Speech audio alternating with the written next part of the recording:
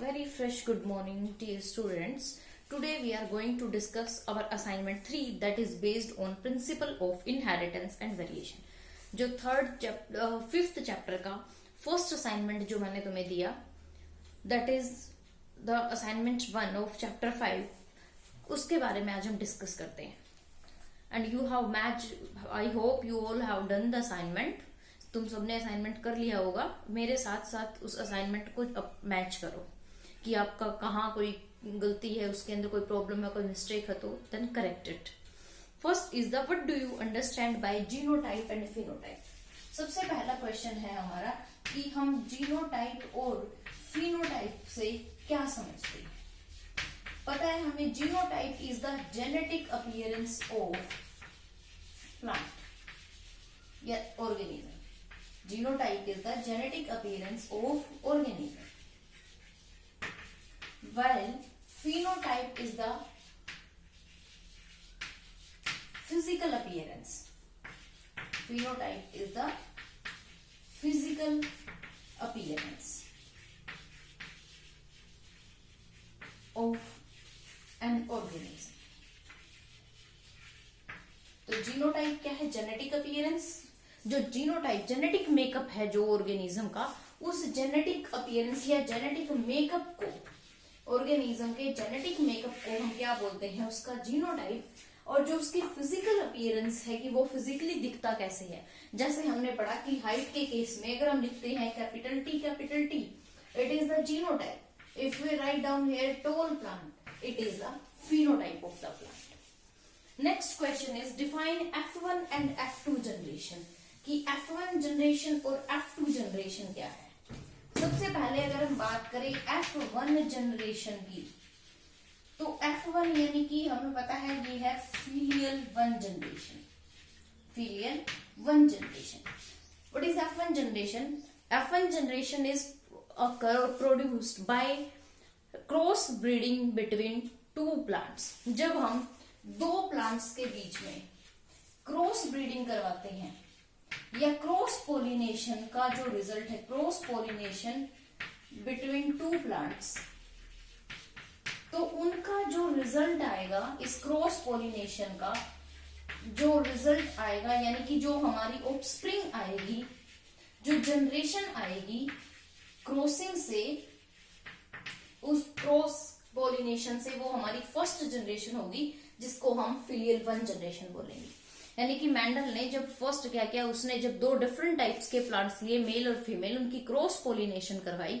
उस cross pollination से का जो रिजल्ट आया, जो प्रोजनी आई या जो ऑफस्प्रिंग आई, उस ऑफस्प्रिंग को हम F1 जनरेशन बोलते हैं. जैसे कैपिटल कैपिटल स्मॉल टी जब उसने प्लांट लिए थे, तो F1 जनरेशन के जितने भी प्लांट्स थे, जो FT का जो रेशियो आया था, यानी कि सारे के सारे प्लांट्स हेटेरोजाइगस थे, टोल प्लांट्स थे. तो ये जो जनरेशन आई थी ऑफस्प्रिंग की, ये F1 जनरेशन थी. नेक्स्ट हम बात करते हैं F2 जनरेशन की. अब F2 जनरेशन यानी कि फीलियल 2 जनरेशन. जब हम F1 जनरेशन के प्लांट्स को सेल्फ पोलिनेट करवाएं, when plants of F1 generation are self-pollinated,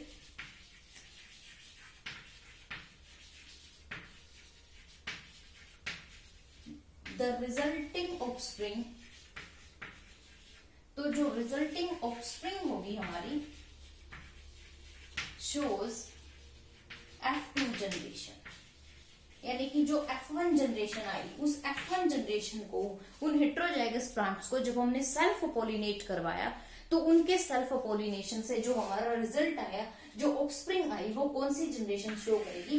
that is the F2 generation. F1 generation cross pollination से आई, F2 जनरेशन F1 जनरेशन की सेल्फ पोलिनेशन से आई. नेक्स्ट क्वेश्चन है हमारा, how does it taste cross helps in identifying the genotype of organism. Third question, हमें पता है कि explain और उसको डिफाइन करना है कि टेस्ट क्रॉस कैसे आइडेंटिफाई, जीनोटाइप आइडेंटिफाई करने में हेल्प करता है. ये पता है हमें कि टेस्ट क्रॉस की हेल्प से अगर हमें किसी ऑर्गेनिज्म का फिनोटाइप पता है और हमें उसका जीनोटाइप आइडेंटिफाई करना है, then this is done with the help of test cross. तो वो किसकी हेल्प से होता है? Test cross. हमें इसको डिफाइन करना है और एक्सप्लेन करना है। अगर हम डिफाइन करेंगे तो हम कैसे डिफाइन करेंगे? It is a cross between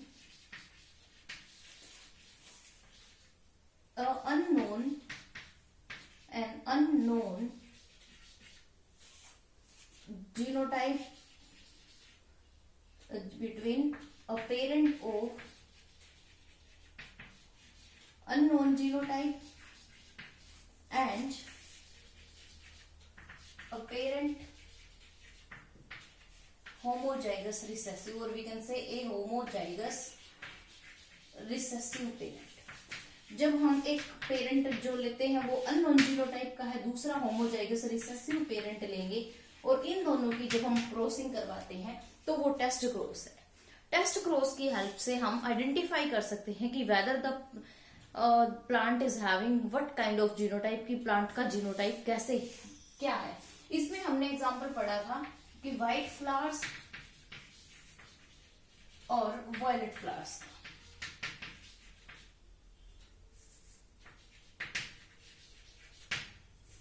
violet flowers और व्हाइट फ्लावर का हमने यहां पढ़ा था टेस्ट क्रॉस में। तो यहां हम देखते हैं कि वॉयलेट जो है, ये हमें पता है वॉयलेट के लिए कैपिटल डब्ल्यू और व्हाइट के लिए स्मॉल डब्ल्यू है। तो यहां हम क्या लेंगे? एक अननोन जीनोटाइप और एक होमोजाइगस रिसेसिव। होमोजाइगस रिसेसिव हमने ले लिया स्मॉल डब्ल्यू जो व्हाइट कलर के लिए है। ये हो गया हमारा होमोजाइगस रिसेसिव। यहां हमने इसकी जीन्स जो है वो डिनोट कर दिए। दूसरा पेरेंट हमने लिया अननोन जीनोटाइप का, यानी कि वो कैपिटल डब्ल्यू स्मॉल डब्ल्यू भी हो सकता है और वो कैपिटल डब्ल्यू भी हो सकता है। तो कैपिटल डब्ल्यू का यहाँ लिखेंगे, ये कैपिटल डब्ल्यू स्मॉल डब्ल्यू हम यहाँ लिखेंगे। तो ये आएगा हमारा capital W small W, capital W small W, small W small W, small W, small W, small W. यहाँ capital W small W, capital W small W, capital W small W, capital W small W. यहाँ ये किसके लिए है? White colour के लिए।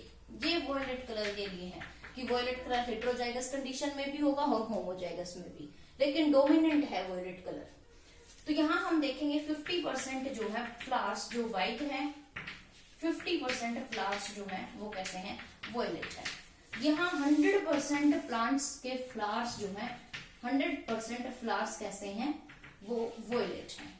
तो यहाँ से हम देखेंगे हमारी प्रोजनी, हमारे पास जो यानी कि जो हमारे पास जीनोटाइप फिनोटाइप ऑर्गेनिज्म का वो हम देखेंगे। अगर हमें दिखेगा कि हमारे पास जितने भी प्लांट्स के हम फ्लावर्स के एग्जांपल लेकर चल रहे हैं, हमने देखा सारे के सारे प्लांट्स के फ्लावर्स वॉयलेट कलर के हैं, तो इसका मतलब वो अननोन जीनोटाइप जो है वो कैपिटल डब्ल्यू है।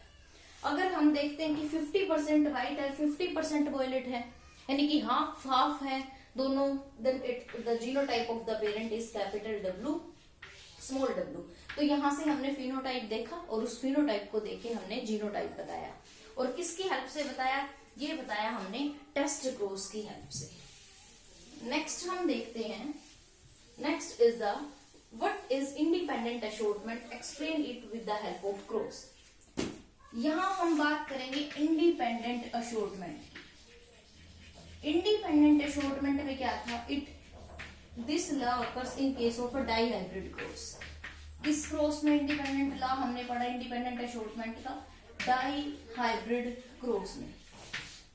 Law of independent assortment states that when two pair of factors are present, when two pair यानी कि अगर हम बात two characters are present in pair, जब दो करेक्टर्स पेयर में प्रेजेंट होते हैं, then each character separate independent of another factor या अनदर करेक्टर। कि if there are two factors present in pair, अगर हम दो करेक्टर्स को लेकर चले जो पेयर में प्रेजेंट है, जैसे हमने राउंड और येलो सीड शेप और सीड कलर का लिया, तो यहां से वो क्या कहना चाहता है कि सीड शेप की जीन जो है that is independently assured or independently separate that does not depend on the seed color, कि वो सीड शेप की जो जीन सेपरेट होगी वो सीड कलर की जीन पे डिपेंड नहीं करेगी, वो दोनों इंडिपेंडेंटली सेपरेट होंगी। कि जैसे हमने डाई हाइब्रिड क्रॉस में एग्जांपल लिया था seed shape and seed colour, seed shape seed colour कि क्या थे हमारे, सीड शेप जो है वो राउंड और कलर था येलो, यहां हमारे था क्या रिंकल्ड के साथ शेप जो थी दैट इज ग्रीन। तो यहाँ हमने लिया था capital R capital Y, small R small Y small Y. तो यहाँ से हमारे जितने भी जीन्स आए थे वो कैपिटल आर वाई थे, यहाँ से स्मॉल आर वाई। तो F1 जनरेशन हमारी capital R small R capital Y small Y की आई थी। यानी कि F1 जनरेशन में जितने भी प्लांट्स थे वो सारे राउंड और येलो थे। फिर मेंडल ने क्या किया, इनकी क्रॉस पोलिनेशन करवाई। क्रॉस पोलिनेशन में हमने देखा 4 टाइप के गैमेट्स बने थे, capital R small R capital Y, small R small Y. Punnett square लिया, यहाँ हम 4 बॉक्सेस बनाएंगे और इन चारों बॉक्सेस के ऊपर हम ये 4 जीनोटाइप यहाँ लिख के इनको आपस में करेंगे। तो हमारा F2 जनरेशन में यहाँ जो रेशियो आता है वो कौन सा रेशियो आता है, इंडिपेंडेंट अशॉर्टमेंट में 9:3, ये पूरा क्रॉस करके तुम्हें दिखाना है। तो यहाँ लास्ट में तुम रेशियो बताओगे 9:3:3:1 का, कि 9 जो है हमारे वो है राउंड येलो, 3 है राउंड ग्रीन, 3 है रिंकल्ड येलो और 1 जो है वो है रिंकल्ड ग्रीन। तो ये पूरा एक्सप्लेन करके तुम्हें बताना है। ये क्रॉस मैंने इसलिए नहीं ड्रॉ करवाया क्योंकि क्रॉस हम पहले ही ड्रॉ कर चुके हैं। आज हम सिर्फ रिवीजन कर रहे हैं असाइनमेंट की, ताकि तुम असाइनमेंट के साथ अपने क्वेश्चंस अपने आंसर्स को मैच कर सको, कोई डाउट ना हो तुम्हारा, कोई प्रॉब्लम ना आए असाइनमेंट में। Next question is the with the help of one example explain the phenomenon of codominance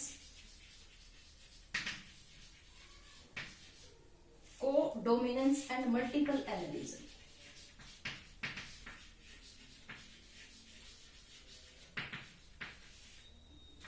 अब codominance यानी कि when genes are present in pair and they neither dominant nor any gene is recessive but both shows their effect simultaneously। कि जब 2 dissimilar genes present होती हैं, जब 2 dissimilar genes present होती हैं तो they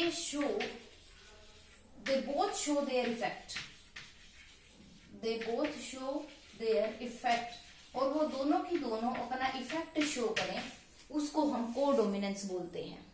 जैसे हमने एग्जाम्पल की बात करें तो ब्लड ग्रुप का एग्जाम्पल है, अगर एक्सप्लेन करना है तो ब्लड ग्रुप का एग्जाम्पल लेंगे यहाँ कि ब्लड ग्रुप में जो है आई जीन जो control the kind of sugar, जो आरबीसी के पॉलीमर है, आरबीसी के सरफेस पे शुगर पॉलीमर है, और आई जीन शुगर को कंट्रोल करती है कि what kind of sugar is present on RBC is controlled by gene I, जिसके पास 3 एलील्स हैं आई ए आई बी स्मॉल आई। तो यहां से कहता है कि ये कॉम्बिनेशन हमारे पास बनती है I B small I, I A I B small I या फिर आई ए आई बी। यहां से देखो ए डोमिनेट, ये does not produce any kind of sugar and it is recessive. तो यहाँ ब्लड ग्रुप ए होगा, इसके केस में बी है, दोनों स्मॉल है तो ओ होगा, यहाँ ए यहाँ बी। अब इस केस में देखो दोनों डिसिमिलर जीन्स प्रेजेंट हैं, तो यहाँ ब्लड ग्रुप ए बी है, यानी कि ए और बी दोनों जो एलील्स हैं दोनों ने अपना इफेक्ट शो किया एक साथ, कोडोमिनेंस, एक साथ दोनों ने अपना इफेक्ट शो किया, ए बी ब्लड ग्रुप आया, तो इसीलिए इसको हम कोडोमिनेंस फिनोमेना बोलते हैं। और मल्टीपल एलील्स यानी कि अगर कोई जीन, वैसे हमें पता है कि एक जीन की एक पेयर होता है एलील्स का, सिर्फ 2 एलील होती हैं। One gene is having only 2 alleles. Multiple alleles means gene having more than 1 allele. कि अगर जीन के पास एक से ज्यादा एलील है तो वो मल्टीपल एलिलिज्म का केस है। और इसका भी एग्जाम्पल की बात करें तो वो है ब्लड ग्रुप, क्योंकि ब्लड ग्रुप में हमारे पास जो आई जीन है, इस आई जीन के एलील्स हैं, IAIBI, it has 3 alleles. Blood group में आई जीन के 2 के बजाय 3 एलील्स हैं, बट प्रेजेंट होंगे वो पेयर में ही, क्योंकि हमें पता है हमारे अंदर पेयर में प्रेजेंट होते हैं। इन 3 में से कोई भी 2 कॉम्बिनेशन हमारे अंदर प्रेजेंट हो सकती है, ये दोनों, ये दोनों, ये दोनों, या ये दोनों, ये दोनों, तो होंगी क्या, इन 3 में से कंडीशन पेयरिंग सिर्फ 2 की ही हमें मिलेगी।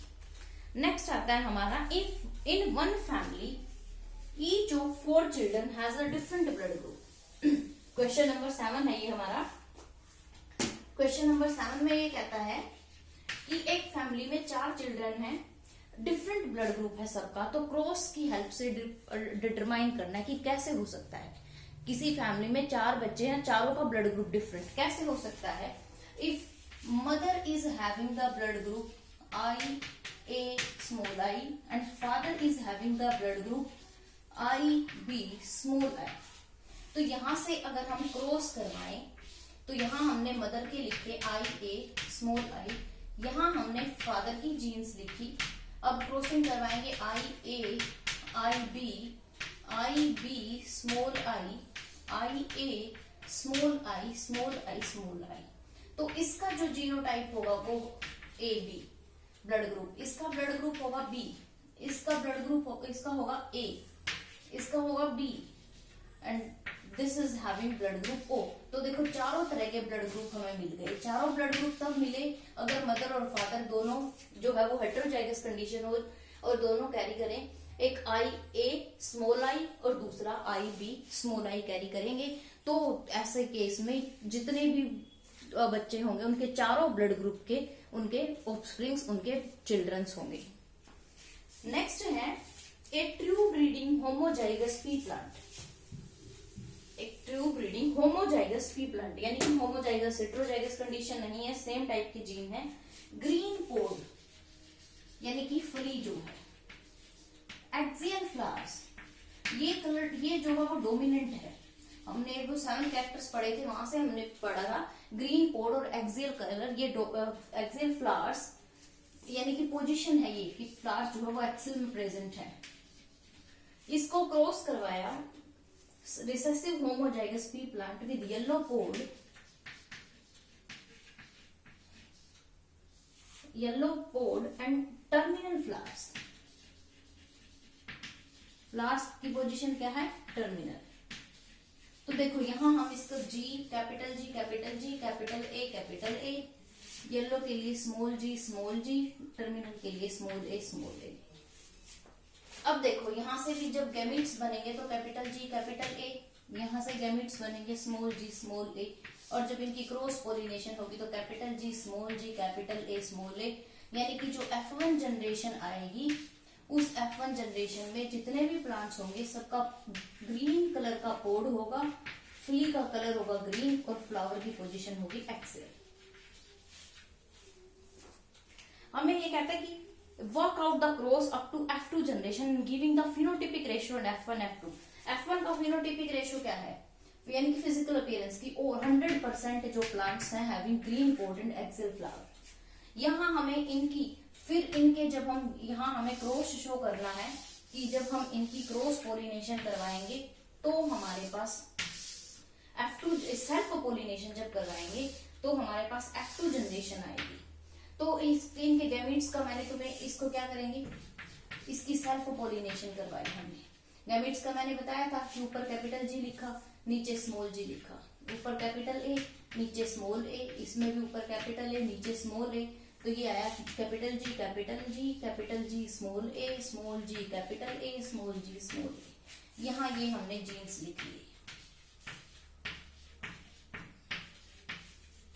Capital G capital A capital G small a small g small a small g small a। यहाँ से तुमने इसी तरह से जैसे तुमने येलो कलर सीड शेप और सीड कलर के लिए क्या था, वैसे ही ये पूरा क्रॉस तुम्हें खुद ड्रॉ करना है, खुद कैरी करना है। और फाइनल रिजल्ट में बताती हूँ, जब F2 का हमें कोई जीनोटाइप नहीं बताना, यहाँ हमें सिर्फ फिनोटिपिक रेशियो बताना है, फिजिकल अपीयरेंस बतानी है।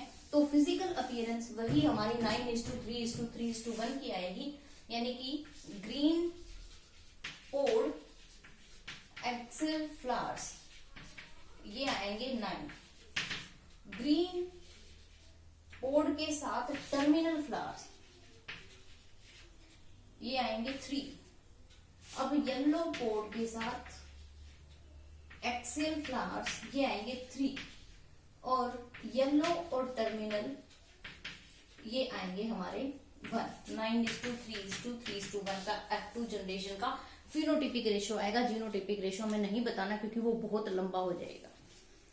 तो state the Mendelian principal which can be derived from such A cross. यहां से मेंडेलियन प्रिंसिपल हमें बताना है।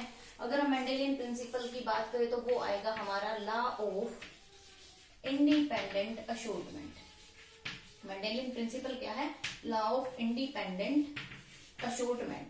ये पूरा क्रॉस करके तुम्हें दिखाना है। मैंने तुम्हें सिर्फ सिंपल 1-2 करके दिखाया है। You have to complete this cross in your notebook. तुम्हें ये पूरा क्रॉस अपनी नोटबुक में करना है। क्लियर?